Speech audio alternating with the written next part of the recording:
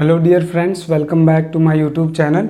आज हम लोग जो है बैक्टीरियोलॉजी सेक्शन से एक काफ़ी इम्पोर्टेंट टॉपिक पढ़ने वाले हैं और वो टॉपिक है यर्सीनिया पेस्टिस। और आप लोगों को पता है कि यर्सीनिया पेस्टिस क्या कॉज करता है? प्लेग कॉज करता है। तो इससे रिलेटेड क्वेश्चंस आपके यूनिवर्सिटी एग्जाम्स में भी पूछे जा सकते हैं और मल्टीपल चॉइस क्वेश्चंस भी आ सकते हैं। तो चलिए यर्सीनिया पेस्टिस को बहुत अच्छे से तैयार कर लेते हैं ताकि कोई भी क्वेश्चंस आए तो आप लोग उसको ईजिली सॉल्व कर सकें। तो आज हम लोगों का टॉपिक क्या है? Yersinia pestis. Yersinia pestis.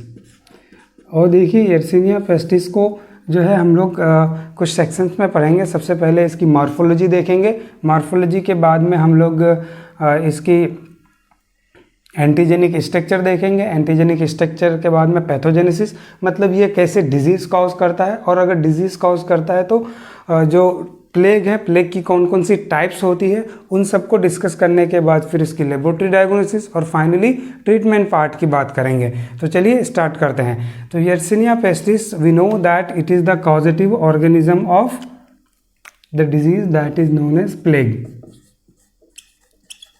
Plague. और ये मैंने मॉर्फोलॉजी यहाँ पे बना करके रखा है। और मॉर्फोलॉजी में हम लोग क्या, जो ये स्मेयर बनाए हैं, ये स्मेयर हमको किस में दिखती है? बाईपोलर स्टेनिंग में दिखती है। Bipolar staining. अगर आपका एमसीक्यू भी आ सकता है कि यर्सीनिया पेस्टिस को किस में स्टेन करते हैं, तो आपका आंसर आना चाहिए बाईपोलर स्टेनिंग का यूज़ करते हैं। And this is the causative organism of plague. Okay, causative organism. Now let's talk about the morphology, कि मॉर्फोलॉजी में ये हमें कैसा दिखेगा। मॉर्फोलॉजी देखिए ये कैसा दिख रहा है। एक तो ये शॉर्ट है और ओवॉइड शेप्ड है। ओवॉइड शेप्ड है। और अगर स्टेनिंग की बात करें तो अगर हम बोलेंगे कि किस में इसको स्टेन कर सकते हैं, ग्राम पॉजिटिव है या ग्राम स्टेनिंग की बात करें तो ये ग्राम पॉजिटिव है या ग्राम नेगेटिव है, तो ये ग्राम नेगेटिव है। कैसा है? These are gram negative bacilli. Gram negative bacilli and the smear can be made by the use of bipolar staining. Okay, तो ये ग्राम नेगेटिव बेसिलाई है, शॉर्ट है, ओवॉइड शेप्ड है। और ज़्यादा ध्यान से देखें तो ये कुछ सेफ्टी पिन लाइक अपीयरेंस बनाता है। कैसा? Safety pin like appearance. देखिए सेफ्टी पिन। सेफ्टी पिन क्या होता है कि जो औरतें होती है, जो लोग साड़ियाँ पहनती है, तो उसको साड़ी को एक पर्टिकुलर जगह में रखने के लिए, ताकि वो नीचे गिर ना जाए, तो उससे बचने के लिए जो फीमेल्स होती है वो क्या यूज़ करती है? सेफ्टी पिन का यूज़ करती है। वो कुछ इस तरह से होती है कि एक तरफ तो उसका हुक होता है जिससे वो उसको अंदर करके फिर जो है साड़ी को अच्छे से वो लोग, तो ये क्या होती है, इसमें एक हुक होती है। लेकिन जो बैक्टीरिया आपका जो यर्सीनिया पेस्टिस है उसमें कोई हुक नहीं है या ये ओपन नहीं है कहीं से, ये टोटली क्लोज है। लेकिन इसकी अपीयरेंस अगर बाहर से देखें तो कैसी दिखती है? सेफ्टी पिन लाइक दिखती है। So short ovoid in shape, gram negative bacilli and the appearance is safety pin like appearance. Okay, इससे भी क्वेश्चन आ सकता है एमसीक्यू कि जो है यर्सीनिया पेस्टिस कैसी दिखती है, तो सेफ्टी पिन लाइक। ओके, अब बात करते हैं, ये इसकी मॉर्फोलॉजी हो गई। अब बात करते हैं इसकी एंटीजेनिक स्ट्रक्चर की। एंटीजेनिक स्ट्रक्चर की।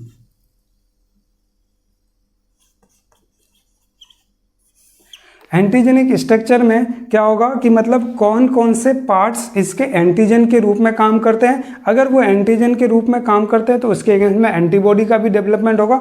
तो उन चीज़ों को देख लेते हैं। तो सबसे पहला जो इसका एंटीजेनिक स्ट्रक्चर में आता है वो है आपका fraction 1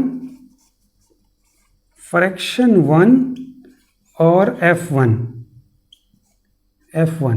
these are the heat लेवाइल प्रोटीन। क्या होते हैं ये? हीट, एक तो हीट स्टेबल होता है और दूसरा हीट लेवाइल होता है। तो these are heat labile protein and this protein heat labile protein these resist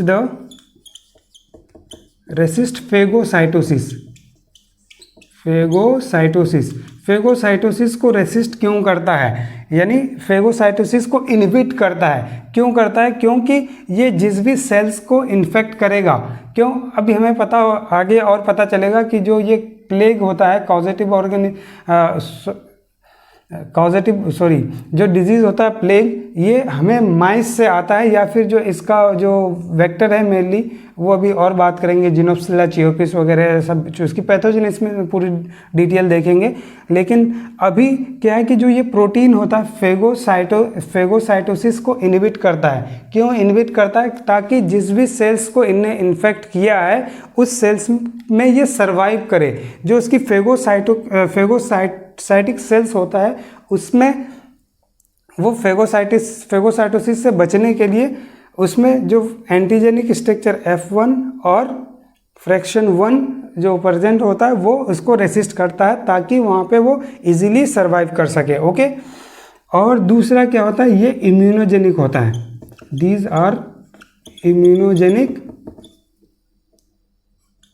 to man और माइस।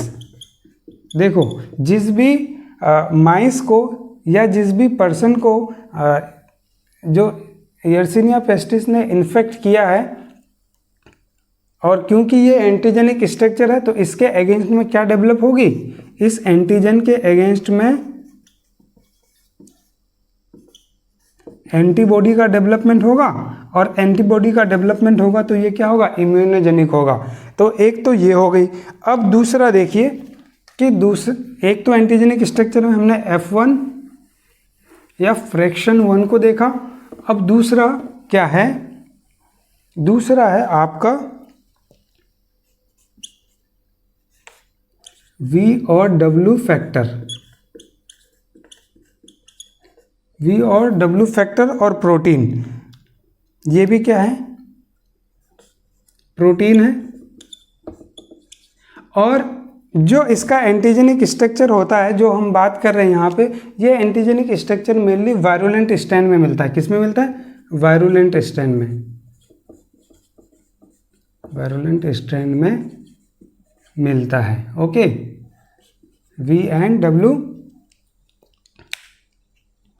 प्रोटीन और फैक्टर। अब उसके बाद में जो है तीसरी चीज, ये भी कहीं ना कहीं इम्यूनोजेनिक होगी, इम्यूनोजेनिक होगी, और ये भी फेगोसाइटोसिस को क्या करेगी, इनहिबिट करेगी। फेगोसाइटोसिस को क्या करेगी, इनहिबिट करेगी। ओके, अब तीसरी जो इसकी एंटीजेनिक स्ट्रक्चर में है वो है पेस्टिसिन 1। पेस्टिसिन 1 या फिर कहेंगे फाइब्रिनोलाइसिन, और क्या कह सकते हैं, कोगुलेज।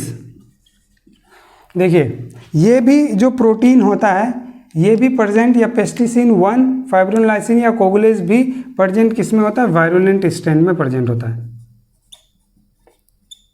वायरुलेंट स्ट्रैंड में प्रेजेंट होता है।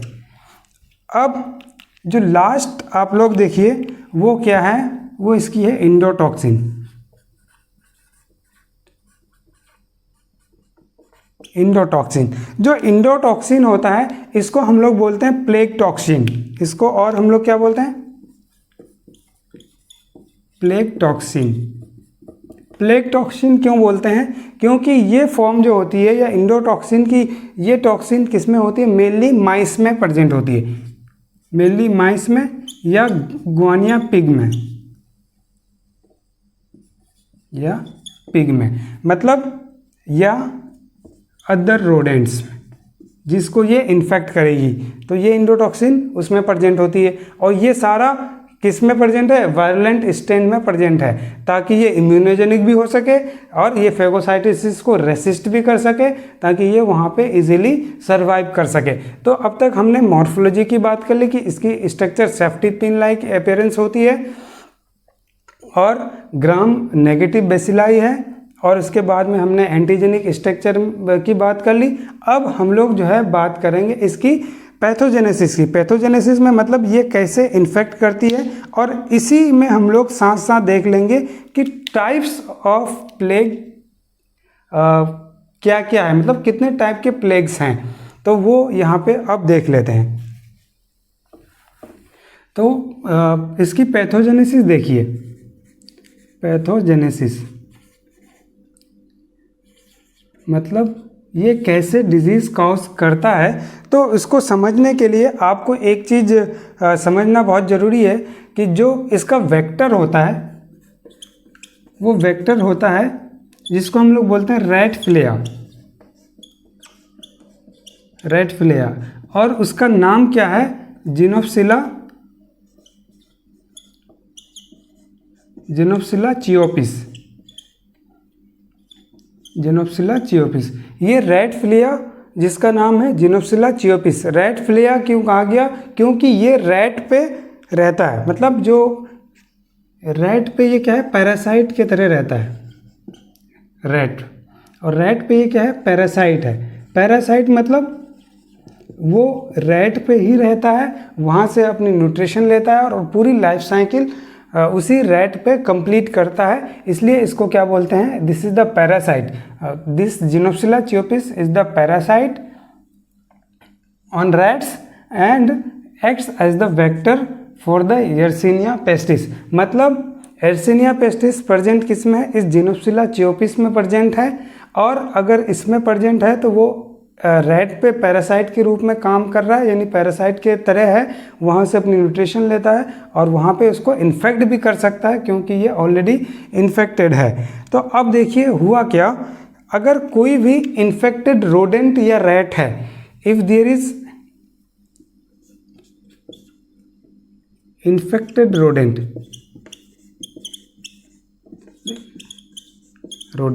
इन्फेक्टेड रोडेंट मतलब इसमें ऑलरेडी कौन सा है, जिनोप्सिला चियोपिस है, मतलब ये रैट फ्लिया उसमें प्रेजेंट है। ये मैं कोशिश कर रहा हूँ बनाने का, ये मैंने बनाया माइस, क्या बनाया है, माइस, और इस माइस पे प्रेजेंट है जिनोप्सिला चियोपिस, इसमें प्रेजेंट है जिनोप्सिला चियोपिस। अब देखिए अगर इसका स्ट्रक्चर बनाए रैट फ्लेया का तो कुछ स्ट्रक्चर होता है, इसका मॉस्किटो लाइक कह सकते हैं। अगर हम इसका स्ट्रक्चर बनाएं,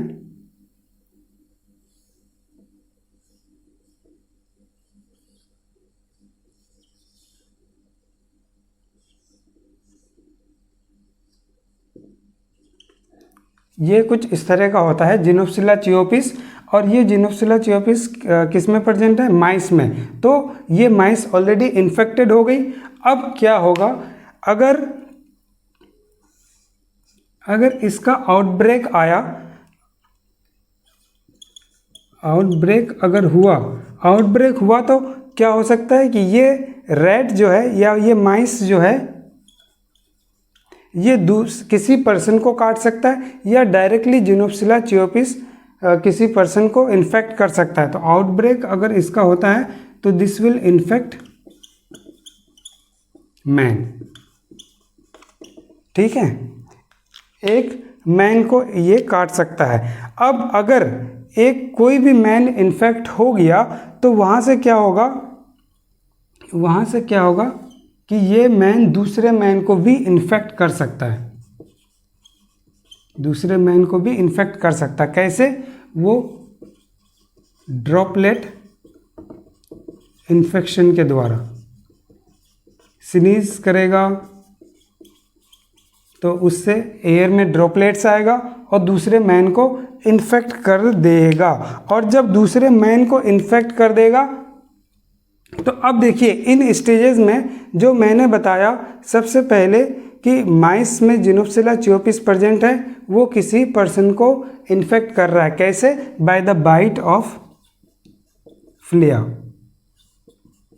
फ्लिया बाइट से दूसरे पर्सन को इन्फेक्ट किया, और इस स्टेज को जो मैन को इन्फेक्ट किया इसको बोलते हैं हम लोग बुबोनिक प्लेग, बुबोनिक प्लेग। क्या बोलते हैं इसको? Bubonic plague. मतलब मैन में इन्फेक्शन आ गई कहीं ना कहीं तो उसको बोलते हैं बुबोनिक। और ये नाम क्यों दिया गया वो अभी और आगे बात करेंगे। अब आगे देखिए, एक मैन से दूसरे मैन में ड्रॉपलेट इन्फेक्शन के कारण गया।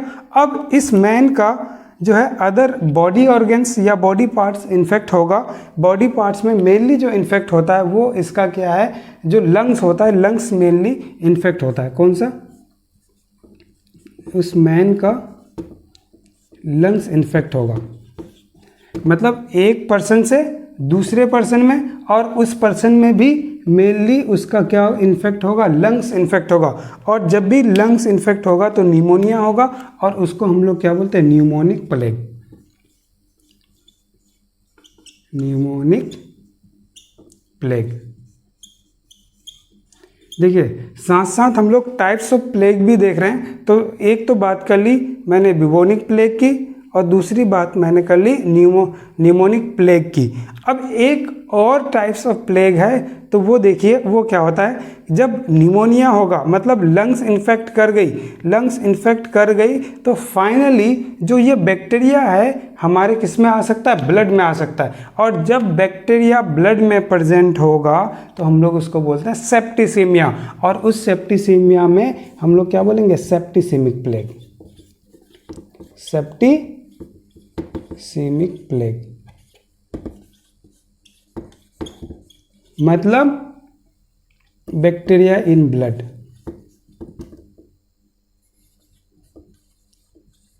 ध्यान से एक बार और देखिए क्या हुआ। हमें ये पता होना चाहिए कि जो इसकी वेक्टर है वो क्या है? जिनोफिला चियोपिस है। वेक्टर मतलब जो इस यर्सिनिया पेस्टिस जो कॉजेटिव ऑर्गेनिज्म है प्लेग का, उसको कैरी करता है। तो उसको कैरी करता है मतलब ये यर्सिनिया पेस्टिस कहीं ना कहीं प्रेजेंट है रेड फिलिया में। अब ये रेड फिलिया या जिसको हम लोग बोलते हैं जिनोफिला चियोपिस, ये पैरासाइट होता है किस पे? रोडेंट पे। मतलब मेनली माइस या रैट की बात करते हैं तो इसमें ये पैरासाइट है। मतलब वहाँ पे अपनी लाइफ साइकिल कंप्लीट करता है, वहाँ से अपना फूड लेता है, न्यूट्रिशन लेता है, सारा चीज़ वहीं से करता है। तो अगर ये जिनोफिला चियोपिस जिसमें यर्सिनिया पेस्टिस ऑलरेडी प्रेजेंट है तो वो उस रैट को इन्फेक्ट करेगा, और वो रैट को इन्फेक्ट करेगा। और जब भी आउटब्रेक आएगा, मतलब आउटब्रेक का मतलब ये हुआ कि ये माइस दूसरे को काट सकता है जो ऑलरेडी इन्फेक्टेड है, या ये जिनोफिला चियोपिस कहीं ना कहीं किसी तरह से कांटेक्ट में आ गया मैन के, मतलब मैन में इन्फेक्शन हुई, that is known as bubonic plague. And from one man it can transfer into other man और second man by the droplet infection और थ्रू स्नीजिंग। तो ड्रॉपलेट इन्फेक्शन से ये दूसरे मैन में आ गया, और दूसरे मैन में भी मेनली जो ऑर्गन इन्वॉल्व होता है उसका लंग्स इन्वॉल्व होता है। जब लंग्स इन्वॉल्व होगा तो हम लोग इसको बोलते हैं न्यूमोनिक प्लेग। और जब लंग्स इन्फेक्ट हो गया मतलब ये जो है उसके बाद में उसके ब्लड में भी जा सकता है। तो बैक्टीरिया कहाँ पे प्रेजेंट होगी? ब्लड में प्रेजेंट होगी, तो उसको बोलते हैं हम लोग सेप्टिसीमिक प्लेग। तो ये तीनों प्लेग का बात कर ली, इसकी पैथोजेनेसिस की बात कर ली। अब देखिए इसमें जो mainly bubonic plague, pneumonic plague और सेप्टिसीमिक प्लेग में क्या क्या होता है उसको थोड़ा सा और लिख लेते हैं। Okay, so if we talk about the plague occurs in three forms. Plague, it occurs in three forms in man. जो है आदमी में ये कितने फॉर्म में होता है? 3 फॉर्म में, जो मैंने ऑलरेडी बात कर ली आप लोगों से। और वो 3 फॉर्म क्या है? सबसे पहला है बुबोनिक प्लेग, और दूसरा मैंने आपको बताया था न्यूमोनिक प्लेग, और तीसरा मैंने आपको बताया था सेप्टिसीमिक प्लेग। अब इसको अलग अलग थोड़ा देखते हैं कि बुबोनिक प्लेग में क्या होता है। बुबोनिक प्लेग देखिए मैंने आपको बताया था वेक्टर क्या है इसका? जिनोफिला चियोपिस और ये फैलता कैसे है कि रोडेंट में, इन्फेक्टेड रोडेंट से फैल सकता है, या रेड फ्लिया जो है डायरेक्टली बाइट कर देगा किसी भी पर्सन्स को, तो उस पर्सन्स के ये लेग में बाइट करता है। किसमें? मेनली जो है लेग में बाइट करता है। और आपको पता होना चाहिए this bubo stands for groin. Bubo का मतलब क्या होता है? Groin, right. अब अभी और देखिए आगे कि लेग्स में ये इन्फेक्ट किया, और लेग्स में इन्फेक्ट किया तो जो ग्रोइन वाले रीजन्स हैं उसके लिम्फ नोड को इन्फेक्ट करेगा। किसको? लिम्फ नोड को इन्फेक्ट करेगा। और जब इस ग्रोइन्स के, यानी ग्रोइन्स के लिम्फ नोड को क्या हम लोग बोलते हैं? Inguinal lymph node. So if this rat flea bites on the leg, inguinal lymph nodes are involved, right? Inguinal lymph nodes are involved, that's why it is known as bubonic plague। क्या बोलते हैं इसको? bubonic plague, मतलब groin वाले reason के lymph node को infect करता है, इसलिए इसको क्या बोलते हैं? bubonic plague। ओके, नाम से ही क्लियर होना चाहिए सारी चीजें। अब अगर लिम्फ नोड को इन्फेक्ट करेगा तो क्या होगा? क्या होगा बताओ? लिम्फ नोड की साइज इंक्रीज हो जाएगी, लिम्फेडिनोपैथी हो जाएगी। क्या बोलेंगे? लिम्फेडिनोपैथी होगा तो लिम्फ नोड का साइज क्या होगा? इंक्रीज होगा, राइट।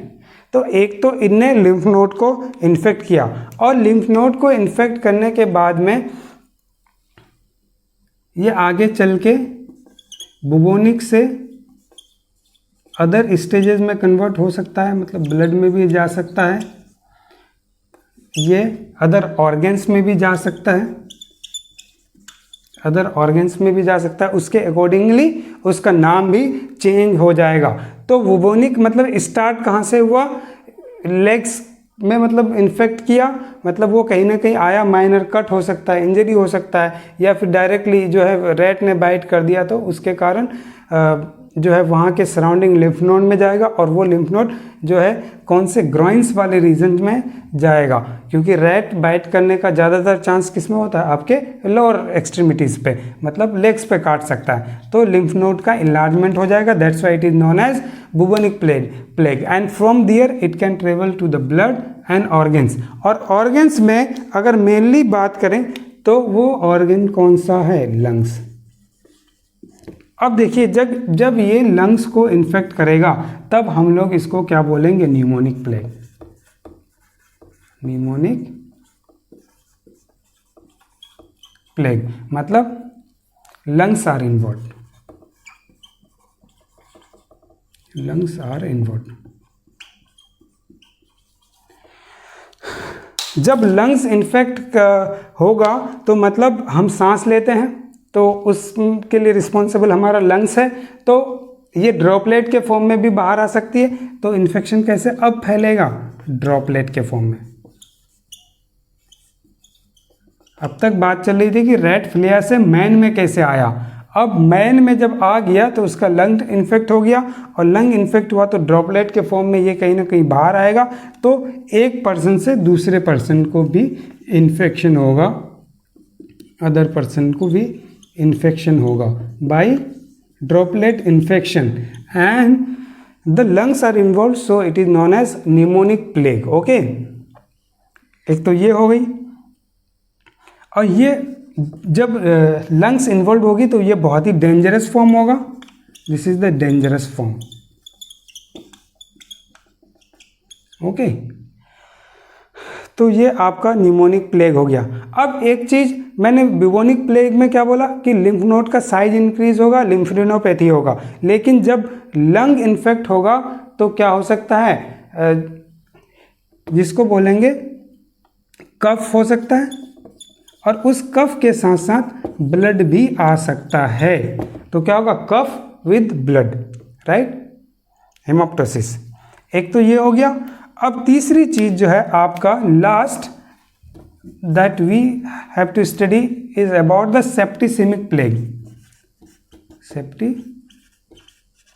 सेप्टिसेमिक प्लेग। अब क्या हो गया, लंग्स इन्फेक्ट हो गई, और मैंने आपको बताया था ये बुबोनिक प्लेग किस में ट्रेवल कर सकता है, ब्लड में, मतलब जो बैक्टीरिया है ब्लड में आ जाएगा। तो septicemia means bacteria in blood, so it is known as septicemic plague. अब ये स्टार्ट कहाँ से हुआ था, starts from bubonic and ends with septicemia. तो ये तीनों चीज़ें आपको पता होनी चाहिए कि 3 फॉर्म है, बुबोनिक, निमोनिक एंड सेप्टिसीमिक। तो यहाँ तक हमने टोटल बात कर ली। हमने अब तक क्या बात कर लिया, एक बार और देखिए, मार्फोलॉजी बात कर लिया हमने, एंटीजेनिक स्ट्रक्चर की बात कर लिया, उसके बाद हमने इसकी पैथोजेनेसिस की बात कर लिया, टाइप्स ऑफ प्लेग की बात कर लिया। अब जो है हम लोग इसका मतलब फाइनली डिजीज़ पता चल गया हमें कि डिजीज़ क्या है और कौन कौन से पार्ट्स इन्वॉल्व हो रहे हैं। तो अब हम लोग उसको डायग्नोसिस कैसे करेंगे, तो उसकी बात करते हैं। तो देखिए, लेबोरेटरी डायग्नोसिस को हम लोग कैसे करेंगे, मतलब हम लोग कैसे डायग्नोसिस करेंगे कि ये आपका क्या हो सकता है, यर्सीनिया पेस्टिस का केस हो सकता है। तो सबसे पहले आप लोगों को पता होना चाहिए कि जो इसके क्लिनिकल फीचर्स मतलब क्या क्या, मतलब साइन एंड सिम्टम्स लेकर के पेशेंट आएगा। तो पेशेंट सबसे पहले मैंने आपको बताया था कि लिम्फ नोड इनलार्ज होगा, मतलब लिम्फेडिनोपैथी होगा, मतलब कहीं ना कहीं इन्फेक्शन हो रहा है, और उसके कारण क्या हो सकता है, फीवर हो सकता है, राइट। और सराउंडिंग लिम्फ नोड का इन्लार्जमेंट होगा, लिम्फेडिनोपैथी होगा, ओके। अब अगर बात करें उसकी निमोनिक प्लेग की, क्योंकि वो किसको इन्फेक्ट कर रहा था, आपके लंग्स को इन्फेक्ट कर रहा था, तो कफ हो सकता है, एंड कफ विद ब्लड भी हो सकता है, राइट। सेप्टिसीमिया मतलब कहीं ना कहीं ये ब्लड को इन्फेक्ट कर रहा है, तो मतलब ब्लड के कंपोनेंट्स जो हैं आपका जो है इस्नोफिल्स वगैरह है, ये सारे इंक्रीज हो सकते हैं। अगर हम लोग फाइंडिंग की बात करें तो वो है, नॉर्मली अगर साइन की बात करें, मतलब सिम्टम की बात करें, फीवर होगा, कफ होगा, हेडेक हो सकता है, ये सारी चीज़ें उसमें होगा। तो ये साइन एंड सिम्टम्स लेकर के पेशेंट आएगा। तो आप लोग उसको इन्वेस्टिगेट कैसे करोगे, तो इन्वेस्टिगेशन के लिए सबसे पहले आपको पता होना चाहिए कि अगर आप उसको एक्सरे करवाते हैं, एक्सरे ऑफ लंग्स करवाते हैं, तो एक्सरे आपको बहुत ज़्यादा रिजल्ट नहीं देता है, बहुत कम रिजल्ट देता है, कि या कोई ऑब्वियस फाइंडिंग या बहुत करेक्टरिस्टिक्स फाइंडिंग आपको एक्सरे में नहीं मिलेगा। तो आपको कुछ और इन्वेस्टिगेशन करना पड़ सकता है। सबसे पहले आप क्या कर सकते हैं, तो इसको अब लेबोरेटरी डायग्नोसिस करने के लिए आपको सबसे पहले तो क्या करना होगा, आपको स्पेसिमेन लेना होगा कि आप कौन कौन से स्पेसिमेन ले सकते हैं। स्पेसिमेन, तो स्पेसिमेन लेने के लिए सबसे पहले अगर बुबोनिक प्लेग की बात करें, in case of bubonic plague अगर हमको सस्पेक्ट हो रहा है कि अभी स्टार्टिंग में है, अभी जो है मतलब क्योंकि पेशेंट आपको बताएगा कि जो है हो सकता है कि उसको जो है ना रैट ने 2 दिन या 3 दिन पहले काटा था, तो उसके कारण उसको जो है उसके बाद फीवर आना स्टार्ट हो गया, तो वो ऐसा सिम्टम बता सकता है। तो आप उससे पता लगा सकते हैं कि ये किसका बुबोनिक प्लेग का केस है, मतलब स्टार्टिंग का केस है कि डॉक्टर साहब मुझे जो है रैट ने 2 दिन पहले काटा था और अभी फीवर आ रहा है।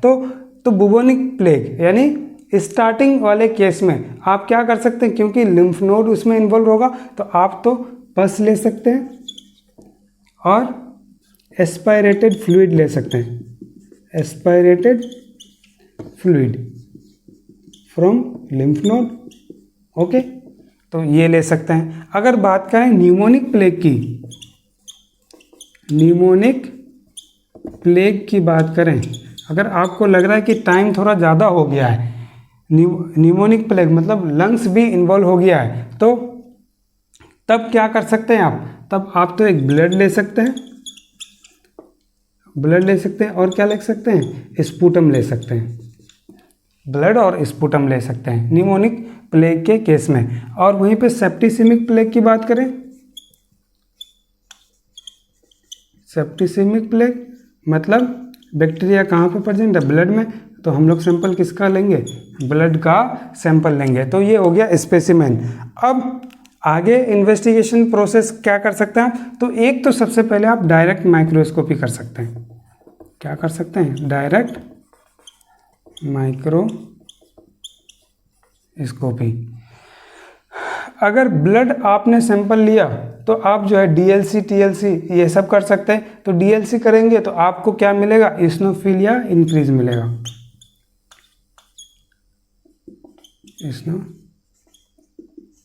इस्नोफिलिया। ओके। और डायरेक्ट माइक्रोस्कोपी में अगर आप स्टेनिंग की बात करें तो ग्राम्स स्टेन की बात करें तो ग्राम नेगेटिव कैसा मिलेगा बैक्टीरिया, ग्राम नेगेटिव बैक्टीरिया या ग्राम नेगेटिव बेसिलाई आपको दिख जाएगा किसमें, डायरेक्ट माइक्रोस्कोपी में। और वो कैसा दिखेगा, मैंने आपको स्टार्टिंग में ही बताया था, वो कैसा दिखेगा, सेफ्टी पिन लाइक अपीयरेंस। कुछ इस तरह का बैक्टीरिया आपको डायरेक्ट माइक्रोस्कोपी में दिख जाएगा। तो एक तो ये डायरेक्ट माइक्रोस्कोपी की बात हो गई। अब अगर आप एंटीजन डिटेक्शन की बात करें, एंटीजन डिटेक्शन की बात करें, एंटीजन डिटेक्शन कर सकते हैं। और मैंने स्टार्टिंग में आपको बताया था कि एंटीजन डिटेक्ट होता है कुछ प्रोटीन के अगेंस्ट में, जिस प्रोटीन के अगेंस्ट में एंटीबॉडी बनता है उस वो वाले एंटीजन को आप डिटेक्ट कर सकते हैं। और वो एंटीजन कौन सा था, फैक्टर 1 और F1 प्रोटीन था। तो इसके अगेंस्ट में मतलब तो इसके अगेंस्ट में अब क्या बनेगा, एंटीबॉडी बनेगा। तो इस एंटीबॉडी को हम लोग डिटेक्ट कर सकते हैं। क्या, इस एंटीबॉडी को डिटेक्शन कर सकते हैं, एंटीजन या इसको सॉरी ऐसे लिख सकते हैं आप, antibody detection, antibody detection against factor 1 और F1 प्रोटीन और एंटीजन। क्योंकि इस F1 प्रोटीन के अगेंस्ट में क्या बनेगा, एंटीबॉडी बनेगा। तो आप उस एंटीबॉडी को डिटेक्ट कर सकते हैं। ओके। अब उसके बाद जो है एक चीज,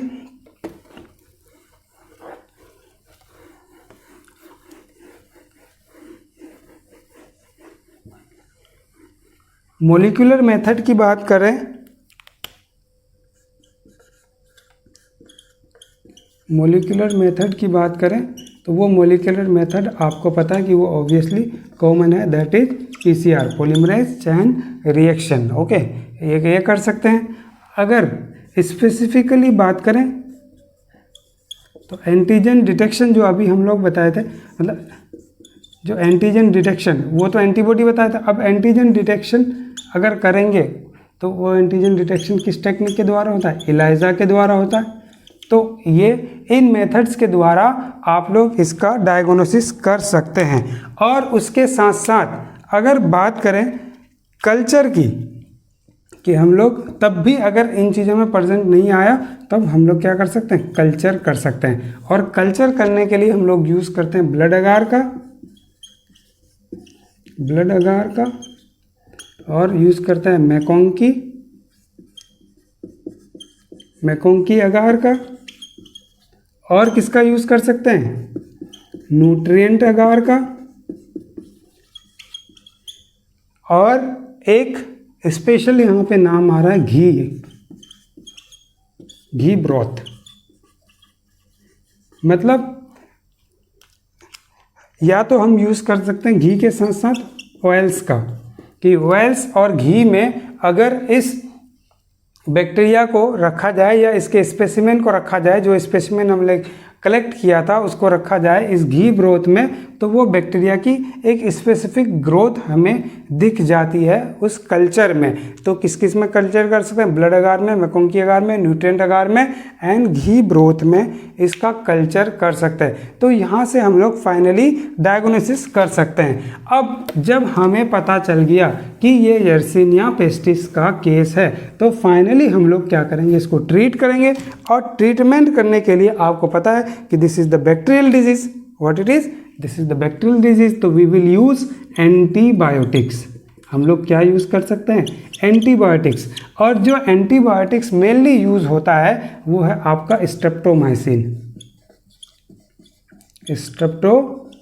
streptomycin, this streptomycin is the drug of choice.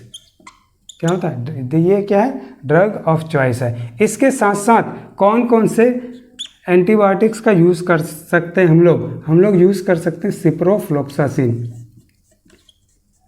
Ciprofloxacin, और क्या यूज़ कर सकते हैं, डॉक्सीसाइक्लिन, डॉक्सीसाइक्लिन, एक ये हो गया, और यूज़ कर सकते हैं जेंटामाइसिन, जेंटामाइसिन। कुछ ये ड्रग्स हैं जिसका यूज़ कर सकते हैं। अरे ड्रग्स को यूज़ करने से पहले हमें क्या लेना चाहिए, prevention, prevention is better than cure. तो हम लोग को प्रिवेंटिव मेजर्स लेना चाहिए। प्रिवेंटिव मेजर्स क्या है कि एक तो आप रोडेंट्स से, या आपको शक हो कि ये जो है कहीं बहुत ज़्यादा रोडेंट्स है, तो उससे आपको क्या हो सकता है, ये अगर आपको बाइट किया तो आपको क्या हो सकता है, प्लेग हो सकता है। तो आप उनसे बचने की कोशिश कीजिए। और कुछ कम्युनिटी में क्या होता है कि वो लोग डेड एनिमल्स को कलेक्ट करते हैं, कहीं पे भी रैट मर गया, कहीं पे कुछ और मर गया, तो वो लोग उसको कलेक्ट करते हैं। जैसे अब ये माइस है, ये इसको कलेक्ट करते हैं किसी भी पर्पज़ से, खाने के पर्पज़ से, चूँकि वो लोग कुछ होते हैं कम्युनिटीज़ में जो इन चीज़ों को खाते भी हैं। तो इन चीज़ों से आपको बचना है कि collection of these dead rodent should be avoided. Why it should be avoided? Because इस रोडेंट में क्या हो सकता है, ये बैक्टीरिया आपका जिनोप्सिला चियोपिस प्रेजेंट हो सकता है। ये तो मरा हुआ है, लेकिन बैक्टीरिया अभी नहीं मरा है, क्योंकि उसको खाने के लिए या उसको सरवाइव करने के लिए वहाँ पे हर वो सारी चीज़ अवेलेबल है। तो this Xenopsylla cheopis can be present in the dead rodents also, so we should try to avoid the collection of dead rodents. Okay, this is all about the whole topic. So we have studied about the morphology first. In morphology हमने क्या देखा कि it has the safety pin like appearance. फिर उसके बाद हमने उसकी antigenic structure देखा। एंटीजेनिक स्ट्रक्चर में हम लोग फैक्टर 1 और F1, उसके बाद V और W प्रोटीन की बात कर लिए थे, ये सारी चीज़ बात कर लिए थे। पैथोजेनेसिस में हमने बात किया था कि कैसे ये जिनोप्सिला चियोपिस जो है इन्फेक्ट करता है रोडेंट्स को या रैट को, और वहाँ से फिर कैसे मैन में आता है, और मैन में आने के बाद में उसके अदर ऑर्गन्स लाइक उसके लंग्स को इन्फेक्ट करता है। जब लंग्स को इन्फेक्ट करेगा तो निमोनिक प्लेग, और जब स्टार्टिंग में मैन में आया तो उसको क्या बोलेंगे हम लोग, बुबोनिक प्लेग, और फिर उसके बाद ब्लड में भी जा सकता है तो सेप्टिसिमिक प्लेग। तो इन सारी चीज़ों की बात कर ली थी हमने। फिर उसके बाद में लेबोरेटरी डायग्नोसिस, लेबोरेटरी डायग्नोसिस में वही सारे आप कहते हैं एंटीजन डिटेक्शन, एंटीबॉडी डिटेक्शन, फिर आपको जो है आपने कौन से स्पेसिमेन लिए, फिर उसके बाद हमने आपको पॉलीमरेज चेन रिएक्शन मतलब मोलिकुलर डिटेक्शन टेक्निक, और कल्चर की बात करें तो मैकोंकी अगार, ब्लड अगार, ये सारे चीज़ का यूज़ कर सकते हैं। घी ब्रोथ की बात कर लिए थे हम लोग, और न्यूट्रिएंट अगार की बात कर लिए थे, और फाइनली ट्रीटमेंट में ये कुछ ड्रग्स यूज़ करते हैं। ये मैं ड्रग्स जो आपका फुल्ली नहीं बता रहा हूँ, क्योंकि वो आप लोग मेडिसिन वाले पार्ट में भी पढ़ेंगे आगे। So this is all about the whole topic. I hope you guys have understood. Thank you very much for watching, keep supporting.